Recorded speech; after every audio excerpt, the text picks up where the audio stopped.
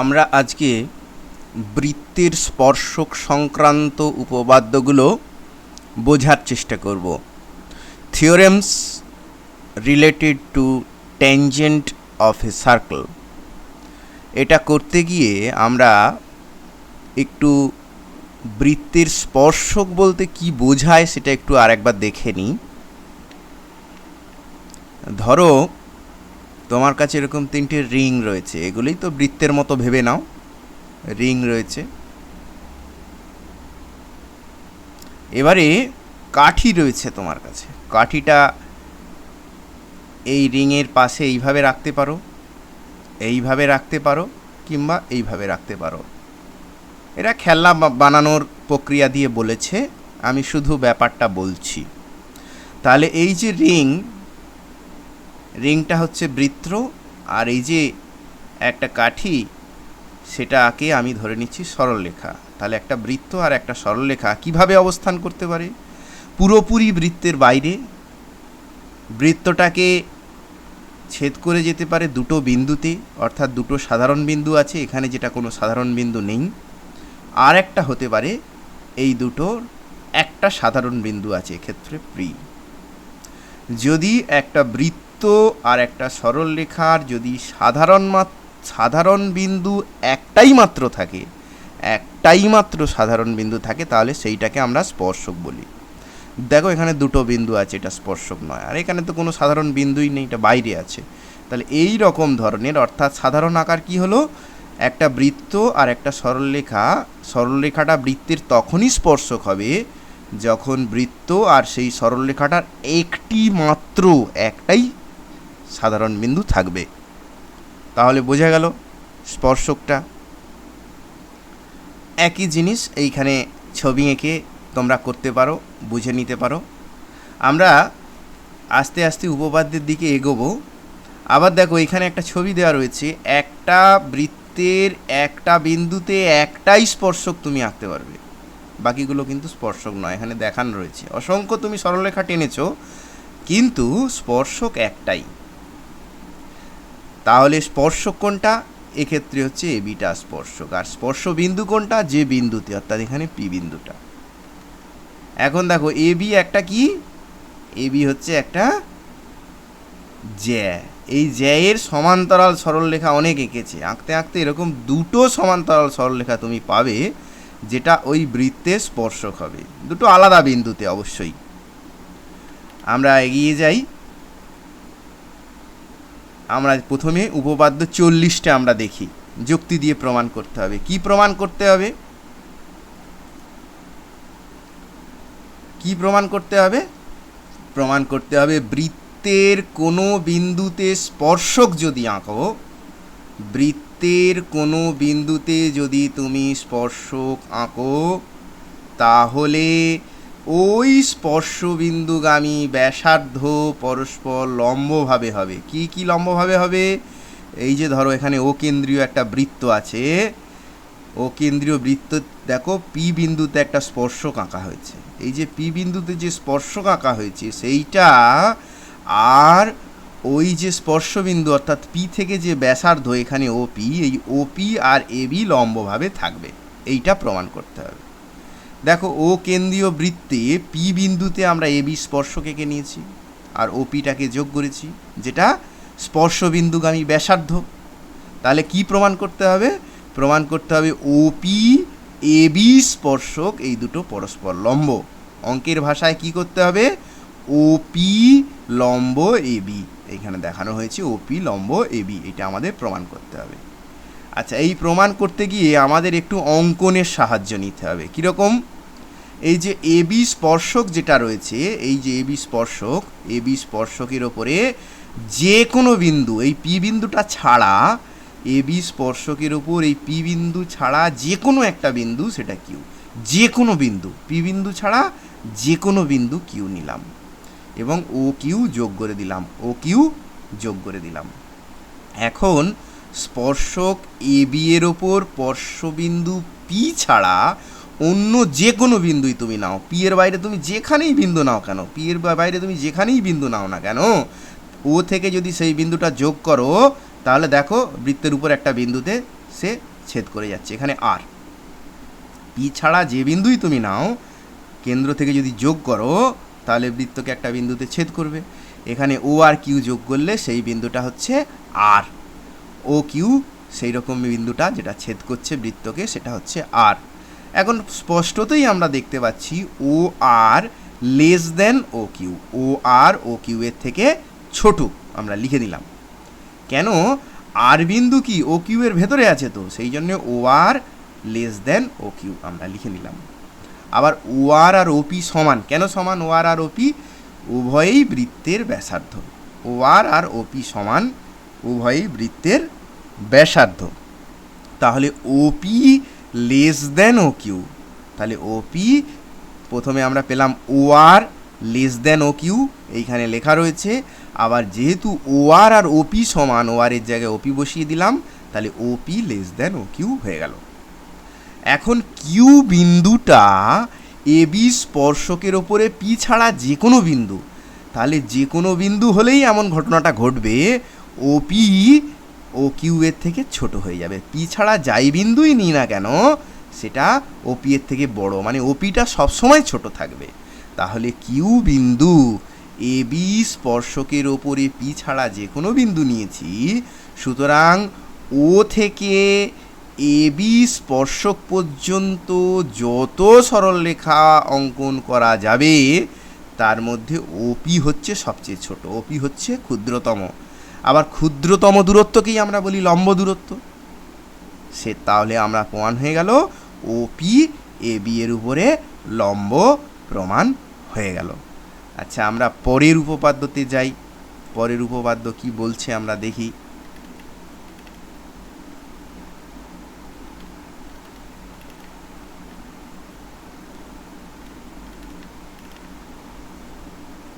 পরের উপপাদ্য 41। আমরা দেখি কি বলছে পরের উপপাদ্যটা।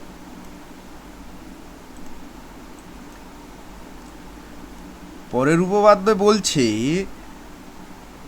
বৃত্তের বহিস্থ কোনো বিন্দু থেকে যে দুটি স্পর্শক অঙ্কন করা যায় তাদের স্পর্শবিন্দু দুটির সঙ্গে বহিস্থ বিন্দুর সংযোজক সরলরেখাংশ দুটির দৈর্ঘ্য সমান এবং তারা কেন্দ্রে সমান কোণ উৎপন্ন করে।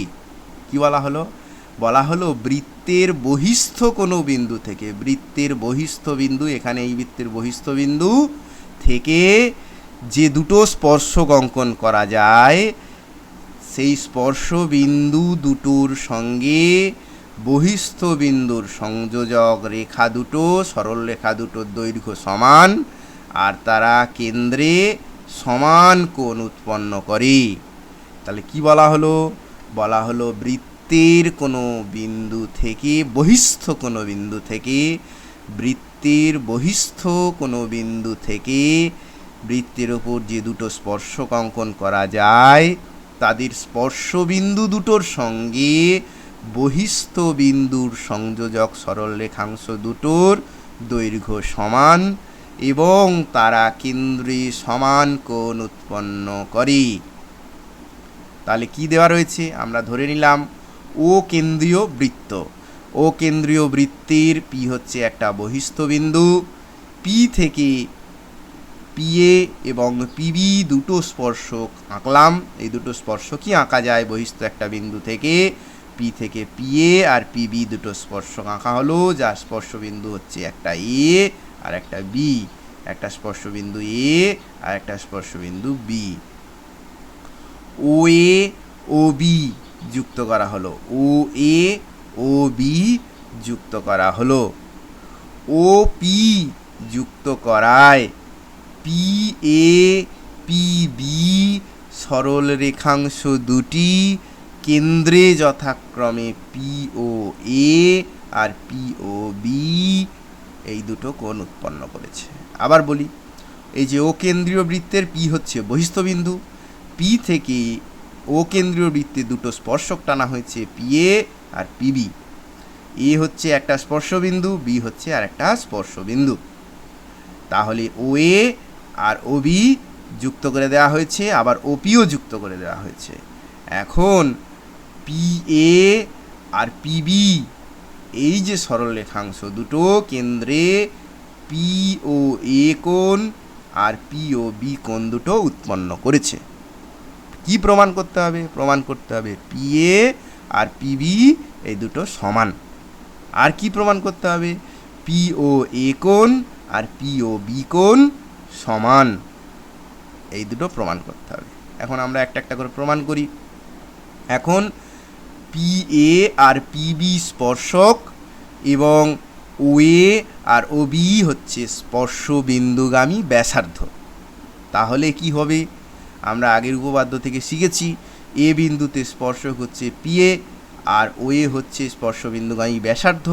তাহলে আমরা লিখতে পারি ও এ লম্ব পি এ। একইভাবে বি বিন্দুতে পিবি স্পর্শক, ও বি হচ্ছে স্পর্শ বিন্দুগামী ব্যাসার্ধ। তাহলে আমরা লিখতে পারি ও বি লম্ব পিবি। এখন P O A P O B এই যে দুটো সমকোণী ত্রিভুজ, P O A P O B, P O A P O B সমকোণী ত্রিভুজ দুটোর মধ্যে O A P, O A P আর ও বি পি এরা হচ্ছে প্রত্যেকেই সমকোণ।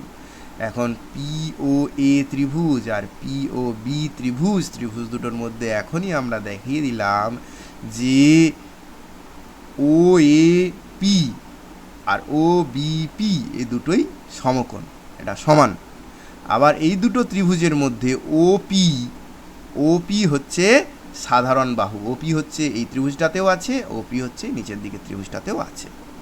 আর ও এ আর ও বি সমান। কেন সমান? একই বৃত্তের ব্যাসার্ধ, সমান তো হবেই।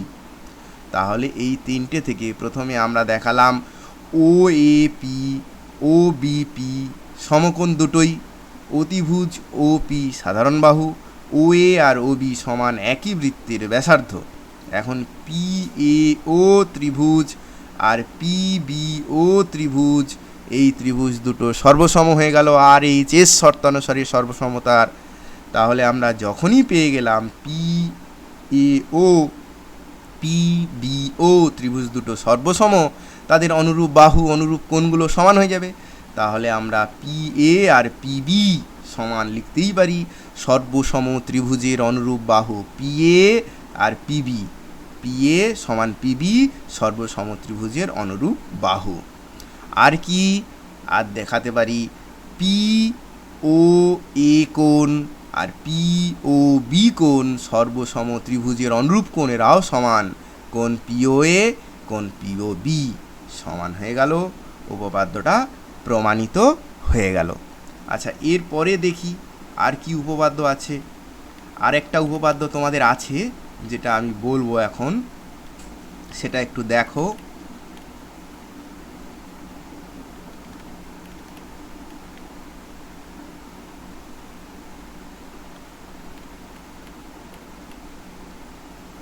বলছে যদি দুটি বৃত্ত পরস্পরকে স্পর্শ করে তাহলে স্পর্শবিন্দুটি কেন্দ্র দুটির সংযোজক সরলরেখাংশের উপর অবস্থিত হবে।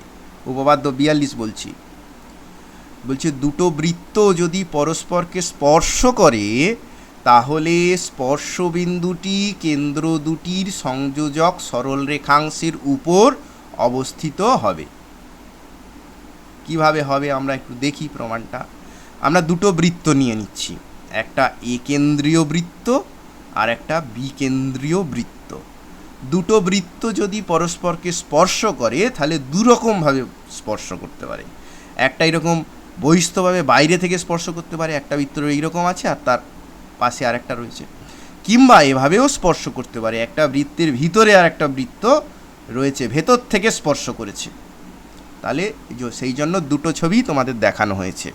তাহলে এ কেন্দ্রীয় বৃত্ত আর বি কেন্দ্রীয় বৃত্ত পরস্পরকে পি বিন্দুতে স্পর্শ করেছে, আর কিছু দেওয়া নেই, দেওয়া আছে এ কেন্দ্রীয় বৃত্ত আর বি কেন্দ্রীয় বৃত্ত পরস্পরকে পি বিন্দুতে স্পর্শ করেছে।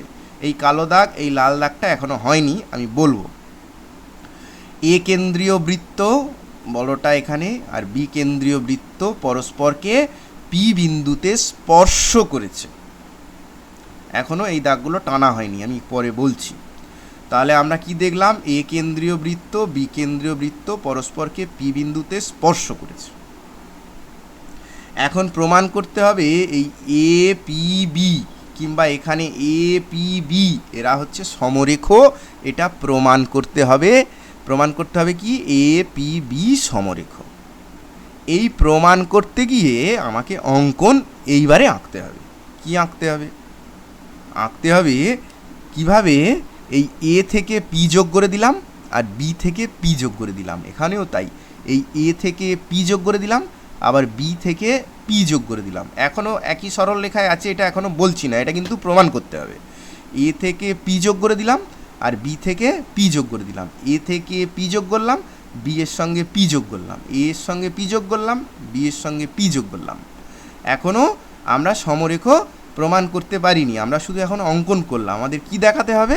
আমাদের দেখাতে হবে এ পি বি সমরেখ, অর্থাৎ এ পি বি একই সরলরেখায় আছে। এখন এই এ কেন্দ্রীয় বৃত্ত আর এই বি কেন্দ্রীয় বৃত্ত, এ কেন্দ্রীয় বৃত্ত আর বি কেন্দ্রীয় বৃত্ত দুটো পরস্পরকে পি বিন্দুতে স্পর্শ করেছে। আচ্ছা, পি বিন্দুতে যদি স্পর্শ করে তাহলে পি বিন্দুতে স্পর্শক থাকবে। কার স্পর্শক থাকবে? কার?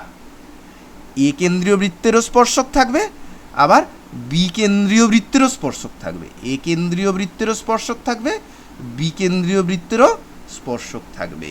তাহলে এই যে দুটো স্পর্শক, অর্থাৎ পি কেন্দ্রীয় বৃত্ত, পি কেন্দ্রীয় নয়, এ কেন্দ্রীয় বৃত্ত এবং বি কেন্দ্রীয় বৃত্ত, এ কেন্দ্রীয় বৃত্ত এবং বি কেন্দ্রীয় বৃত্ত উভয়েই যেহেতু পি বিন্দুতে স্পর্শ করেছে, তাহলে পি বিন্দুতে একটা সাধারণ স্পর্শক আছে, অর্থাৎ একটা স্পর্শক আছে পি বিন্দুতে, যেটা এ কেন্দ্রীয় বৃত্তেরও স্পর্শক, যেটা বি কেন্দ্রীয় বৃত্তেরও স্পর্শক। আমরা ধরে নিচ্ছি এসটি হচ্ছে সেই সাধারণ স্পর্শক যেটা পি বিন্দুতে এ কেন্দ্রীয় বৃত্তের উপরেও স্পর্শক, বি কেন্দ্রীয় বৃত্তের উপরেও স্পর্শক। এসটি হচ্ছে সাধারণ স্পর্শক যা দুটো বৃত্তকেই পি বিন্দুতে স্পর্শ করেছে। এ কেন্দ্রীয় বৃত্তের এসটি স্পর্শক এবং এপি স্পর্শবিন্দুগামী ব্যাসার্ধ। এবার একটা একটা করে দেখো। এখন এ কেন্দ্রীয় বৃত্তের ক্ষেত্রে যদি ধরি, তাহলে এ কেন্দ্রীয় বৃত্তের ক্ষেত্রে পি বিন্দুতে এসটি স্পর্শক আর এপি হচ্ছে স্পর্শবিন্দুগামী ব্যাসার্ধ। তাহলে এপি লম্ব এসটি আমরা লিখতে পারি, দুটো ছবি থেকেই একই কথা। আবার আমরা এটাও লিখতে পারি যে যেহেতু বি কেন্দ্রীয় বৃত্তের পি বিন্দুতে এসটি স্পর্শক, আবার বিপি হচ্ছে স্পর্শবিন্দুগামী ব্যাসার্ধ, তাহলে বিপি লম্ব এসটি, বিপি লম্ব এসটি এখানে দেখো লেখা হয়েছে। এখন আমরা স্পষ্টতই দেখতে পাচ্ছি এসটি যে স্পর্শক, তার উপরে একবার বলছি পি বিন্দুতে পি এ লম্ব এসটির উপরে, আবার বলছি পি বিন্দুতে পিবি লম্ব এসটি এর উপরে, অর্থাৎ এসটি এর উপর একটাই বিন্দু পি, যার উপরে একবার বলছি এপি লম্ব, যার উপর একবার বলছি বিপি লম্ব। যেহেতু এটা সমতলে চিত্রটা আছে, তাহলে যেহেতু এসটি স্পর্শকের পি বিন্দুতে এপিও লম্ব বিপিও লম্ব, তাহলে অবশ্যই এপি আর বিপি একটা সরলরেখাতেই আছে, অর্থাৎ এপি আর বিপি একই সরলরেখায় অবস্থিত, তার মানেই এ পি ও বি সমরেখ। এটাই আমরা প্রমাণ করতে চাইছিলাম এবং আমাদের প্রমাণ হয়ে গেল। আমরা দেখি এই প্রমাণগুলো তোমরা নিজেরা বোঝার চেষ্টা করো, বুঝে যদি না বুঝতে পারো তাহলে আমাকে জানাবে, আর অসুবিধা হলেও জানাবে যে এইখানটা অসুবিধা বা এইখানটা তোমরা বুঝতে পারছো না, তাহলে সেই অনুযায়ী তোমাদের বুঝিয়ে দেওয়া যাবে।